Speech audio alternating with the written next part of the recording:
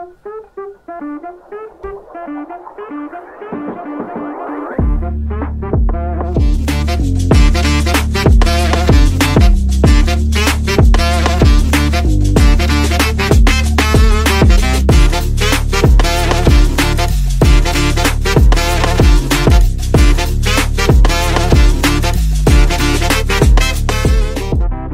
saya Eka. Saya pelajar dari kota Tangerang Selatan. Kota yang berada di Provinsi Banten ini memiliki banyak macam keunikan, seperti adanya ragam kuliner dari berbagai daerah di Indonesia.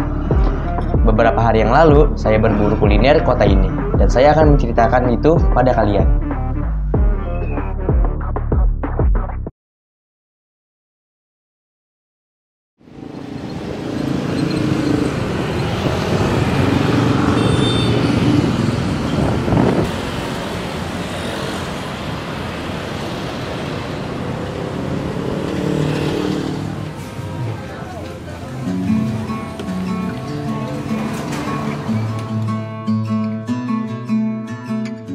Siapa sih yang gak kenal dengan kue serabi?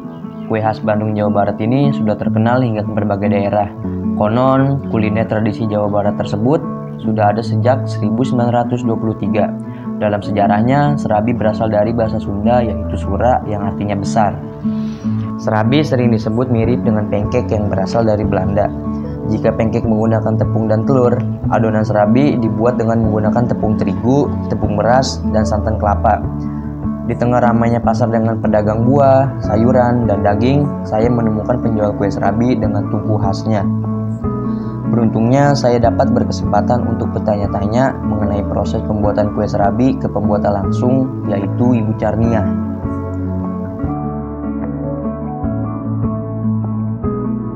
Tepung beras, pakai sagu dikit, pakai kelapa muda, kelapa parut, diadonin pakai air hangat, diadonin biar gumpal, diencerin lagi.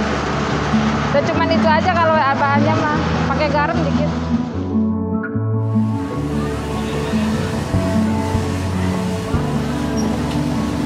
Ya kalau pembuatannya kan dipakai itu, pakai apa nama kewali serabi, namanya keren serabi ya. Ya dari tanah liat.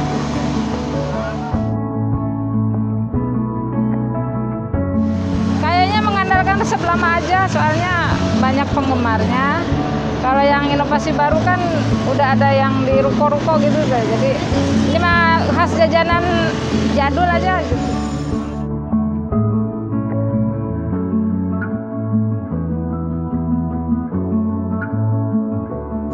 Topping cuman ada serabi telur, oncom, sama coklat, sama yang polos pakai gula.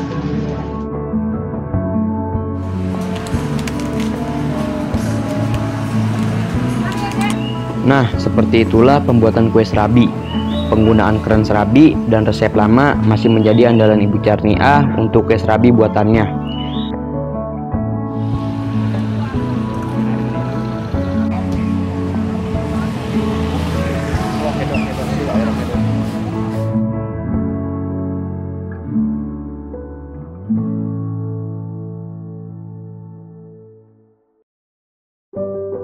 Saya mencicipi 3 rasa dari kue serabi buatan Ibu Carnia, yaitu original, oncom, dan coklat. Yang original sendiri memiliki rasa yang khas, yaitu gurih. Jika Anda suka dengan rasa yang manis, kue serabi juga dapat dinikmati dengan gula merah cair. Untuk rasa oncom, dominan rasanya adalah pedas gurih karena ada potongan cabai pada oncomnya. Pada rasa coklat sendiri memiliki rasa gurih dan manis.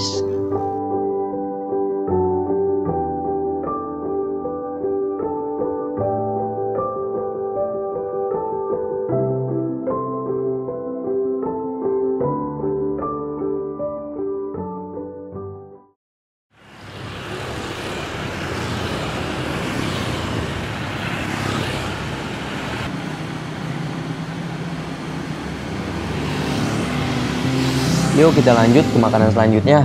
Kali ini kita ke tempat pembuatan tahu di pabrik tahu Napotet. Ya, Napotet, pabrik tahu tertua di Tangerang Selatan. Pabrik ini sudah beroperasi dari tahun 1965. Nama pabrik ini diambil dari pendirinya, yaitu Napotet. Saat ini Napotet dikelola oleh Pak Santo Halim. Berawal dari warung-warung hingga saat ini didistribusikan ke supermarket. Dan ini dia proses pembuatan tahu Napotet.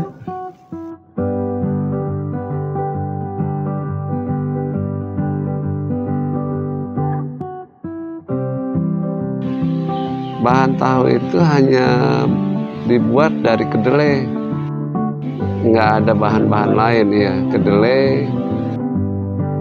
Jadi prosesnya kedelai itu awal-awal direndam selama 4-5 jam, kemudian dicuci, kemudian digiling,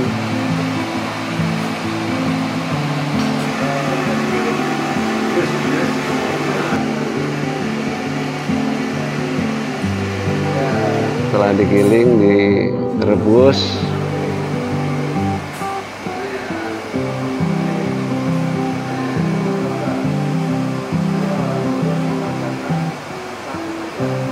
habis direbus disaring, tahap-tahapannya ya,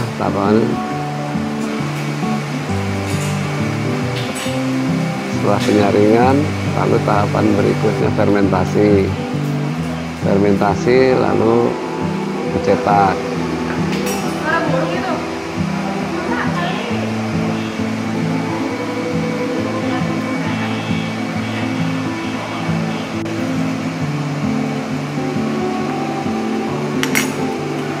Setelah dicetak, tahu yang sudah terbentuk masih direbus kembali untuk mendapatkan hasil yang lebih baik.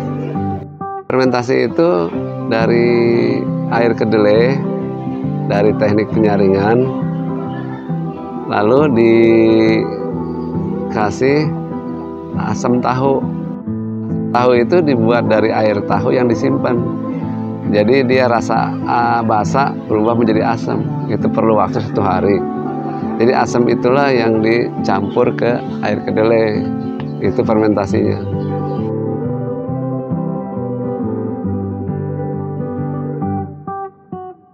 Oh, di sini cuma 2 macam, tahu kuning sama tahu putih, ukuran sama. Cara kerjanya masih model lama. Semuanya juga masih model lama, cuma dijualnya aja di tempat yang pasar modern ya.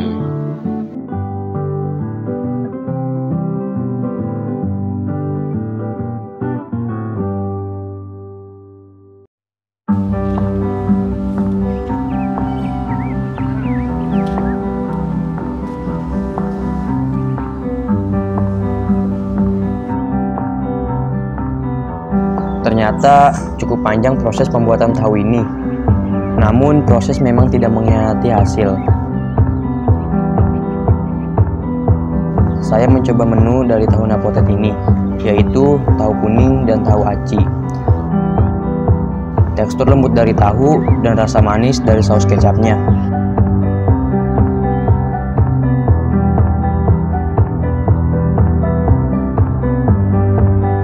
Dengan suasana tempat yang begitu asri dan rimbun menjadi pelengkap makanan ini.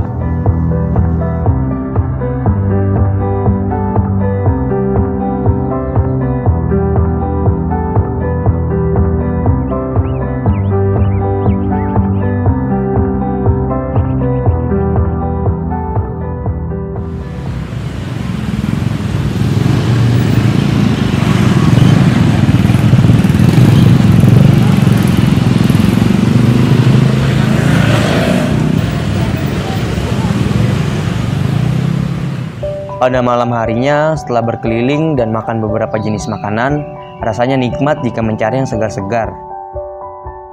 Beruntungnya, saya menemukan penjual es podeng. Es podeng merupakan nama lain dari es puter. Nama podeng berasal dari bahasa Madura yang mempunyai arti sama, yaitu puter. es podeng menjadi kuliner khas Jakarta. Meski banyak yang mengatakan kalau es krim ala Indonesia ini dibawa oleh pedagang asal Garut ke Jakarta.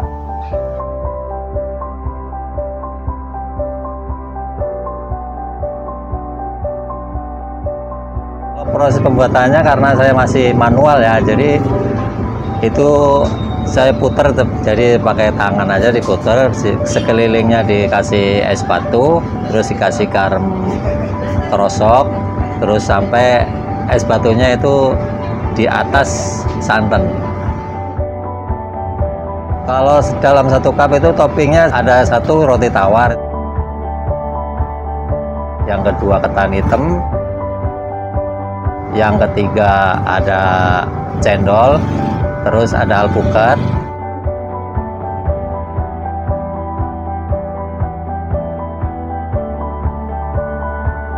Kemudian untuk topping atasnya itu saya pakai susu coklat, terus kacang yang disangrai sama seres. Saya sih pakai resep lama karena itu termasuk es podeng itu langka ya, jarang yang jual.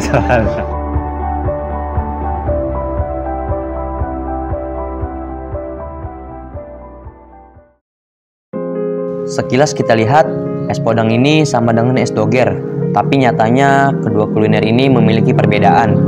Perbedaan tersebut ada pada toppingnya. Pada es doger terdapat peyem atau tape singkong, tape ketan, alpukat, dan sirup koko pandan. Sedangkan es podeng, toppingnya terdiri dari kacang tanah sangrai, roti tawar, pacar Cina, coklat meses, dan susu kental manis. Meskipun begitu, keduanya tetap terasa nikmat di mulut. Cita rasa manis, tekstur crunchy dari kacang, lembutnya roti, dan kenyalnya pacar Cina merupakan ciri khas dari es podeng.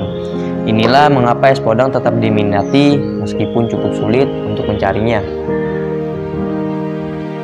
Oh iya, tahu nggak sih, es podeng ini pada awalnya diciptakan atas dorongan masyarakat yang ingin mencicipi es krim, namun tak bisa menjangkau harganya. Susu yang mahal saat itu diganti dengan santan. Penggantian bahan utama inilah yang membuat rasa dari es ini menjadi lebih gurih, yang tampilannya dibuat sama persis seperti es krim.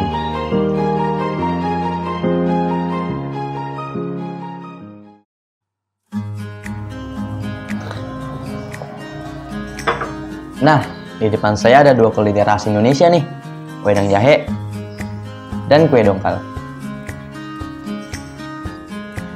Wedang jahe adalah hidangan minuman sari jahe tradisional dari daerah Jawa Tengah, Yogyakarta, dan Jawa Timur yang umumnya disajikan hangat atau panas.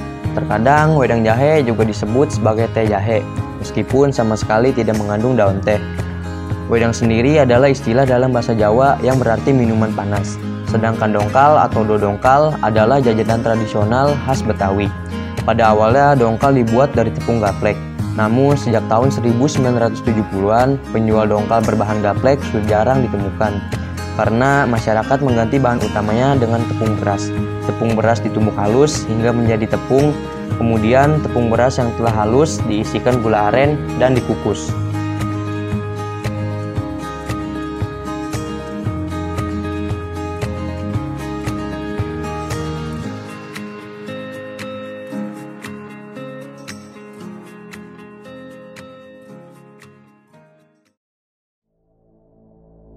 Dua warga Indonesia yang positif terinfeksi virus corona disebut telah melakukan kontak dengan warga negara Jepang. Kasus COVID-19 di Indonesia. Provinsi pertama menyumbang terbesar korban bergaulian kasus COVID-19. Berdasarkan data yang kami himpun dari Kementerian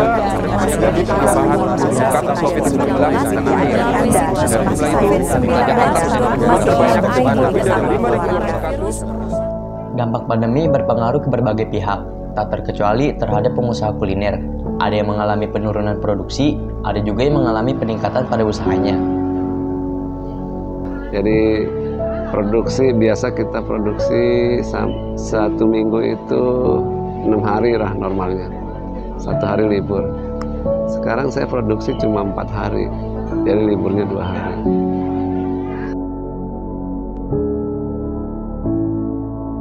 Kalau omset ya alhamdulillah ada aja gitu, tapi nggak kayak sebelum pandemi. Dari pendapatan juga kan agak berkurang lah kita. Di masa pandemi alhamdulillah nggak ada dampaknya, cuman ya malah tambah lumayan dagangnya gitu, ada tambah ramean gitu. Kalau selama ini saya kebetulan bukanya itu malah pas menjelang pas masih musim corona, ya alhamdulillah pengaruhnya sih nggak begitu terasa kalau di sini ya. Ya mungkin karena kalau di daerah sini kan mungkin PPKM nggak begitu ketat gitu.